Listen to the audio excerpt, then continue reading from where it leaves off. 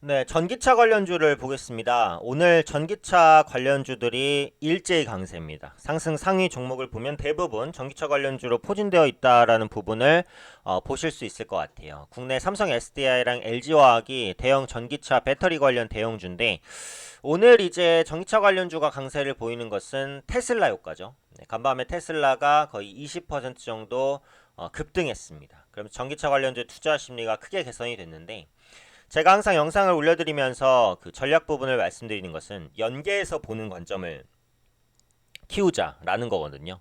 그러니까 예를 들어서 오늘 같은 경우 전기차 관련주가 급등을 했잖아요. 그러면 전기차 관련주 중에서 덜 오른 종목이 뭔지, 그리고 그렇다면 전기차 관련주의 강세가 어디로 확장이 될지, 네, 이런 부분들을 한번 계속해서 생각해 보는 게 스스로 매매하는 그 힘을 기르시는데 도움이 된다라는 말씀을 반복적으로 드리고 있습니다. 그래서 삼성 SDI와 LG화학이 국내 전기차 대표 종목인데 그 전에 테슬라부터 한번 살펴볼게요. 요게 이제 테슬라의 주가 차트입니다. 작년에 한 6월부터 10월 정도까지 네, 바닥을 조금 다지는 모습 보이다가 그 다음에는 뭐 불꽃 상승이에요. 진짜 5일 이평선을 타고 가다가 특히 어제는 시세가 폭발했습니다. 네, 거의 20% 가까운 네, 급등세를 보였어요. 이게 저점 대비해서는 주가가 3배 이상, 네, 3배 이상 올랐습니다. 한 4개월여 만에 3배 정도 올랐으니까 엄청난 상승률이라고 보시면 되겠죠. 어제 나온 이슈로 보면은 테슬라가 이제 그 일본 파나소닉과 이제 손잡은 전기차 배터리 사업에서 처음 흑자를 냈다는 소식이 나왔어요. 네, 그러면서 이제 전기차 관련주가 수익성을 낼 수 있구나라는 기대감이 커졌죠. 테슬라가 사실 성장성 면에서는 뒤처질 게 없어요. 전기차는 앞으로 고성장을 보이는 분야라는 것 누구도 부인할 수 없거든요. 근데 그동안 이제 주가 고평가에 대한 논란도 컸어요. 왜냐면 실적이 동반되지 않으니까.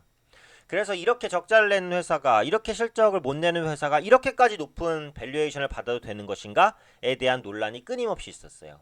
근데 이번에 그 일본 파나소닉과 함께 전기차 배터리 사업에서 흑자를 냈다는 소식이 나오니까 이제 전기차 업체들도 본격적으로 돈을 벌기 시작하는 건가? 라는 기대감이 부각되면서 밸류에이션에 대한 부담감이 해소가 됐죠. 그러면서 시세가 폭발했습니다. 그래서 오늘 전기차 관련주가 오를 것이라는 것은 자명했어요. 테슬라가 워낙에 좀 많이 올랐으니까. 그래서 보면은 이제 국내 그 전기차 관련주 중에 삼성 SDI 그 다음에 LG 화학이 오늘 갭상승 출발을 했고 버텨주는 그런 모습이 나오는데요. 전기차 관련주 하면은 보통 배터리주를 핵심으로 봐요. 왜 그러냐면 전기차의 생산 원가에서 배터리가 차지하는 비중이 40% 정도가 됩니다. 전기차 배터리 원가의 배터리가 제일 비싸요. 전기차에는 스마트폰의 약 8,000배의 배터리가 들어갑니다. 그러니까 돈으로 따져도 이 배터리 가격이 정말 만만치 않겠구나 라는 걸 생각할 수 있어요. 왜냐면 배터리가 워낙에 많이 들어가니까. 그래서 결국은 그 전기차 관련주의 상용화의 관건은 뭐예요? 배터리 가격의 하향 조정이에요. 그러니까 배터리 가격의 생산 원가를 떨어뜨리지 못하면 전기차의 생산 가격을 떨어뜨리지 못합니다. 근데 최근에 이제 배터리 업체들도 기술력이 많이 향상이 되면서 전기차 배터리 가격을 많이 다운시켰어요. 매년 20% 정도씩 원가를 절감했습니다. 물론 아직까지는 이 휘발유나 경유차 대비해서는 전기차가 비싸요. 여전히. 그쵸? 보조금 없다면 전기차 못 살 겁니다.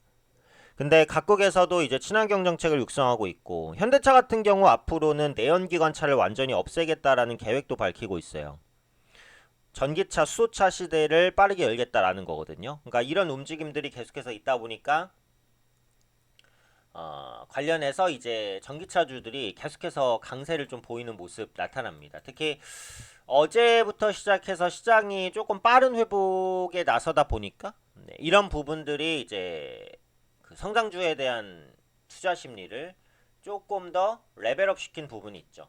그런 부분들도 함께 복합적으로 영향을 미치면서 네, 주가 상승에 조금 영향을 미치는 네, 그런 모습들이 나타났다라고 보시면 될 것 같아요.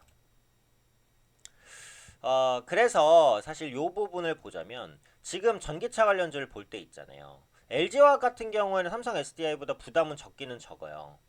근데 이제 그 단기 급등에 대한 부분이 있긴 있고, 삼성 SDI 같은 경우에는 보시면은 거의 신고가를 기록하면서 윗꼬리를 좀 달고 있잖아요. 그러니까 이런 차트에서는 저는 이제 신고가 종목은 웬만하면 이제 안 판다라고 보는 게 맞다라고 생각을 해요. 매물대가 없다는 얘기니까.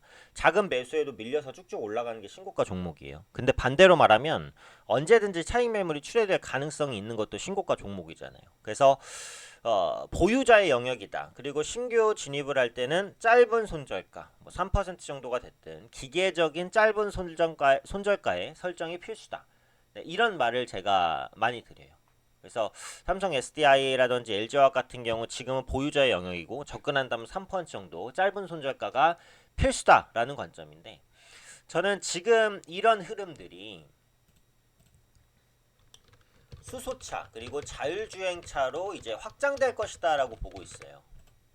그러니까 보시면 오늘 수소차랑 자율주행차도 흐름이 좋긴 합니다. 근데 전기차 관련주만큼은 아니에요. 그리고 그동안 자율주행 관련주들이 좀 많이 밀렸어요. 이게 시장 약세 때문이겠죠. 그러다 보니까 저가에서 일단 수급이 조금 유입될 수 있는 가능성들 꾸준하게 나타나고 있다는 말이죠.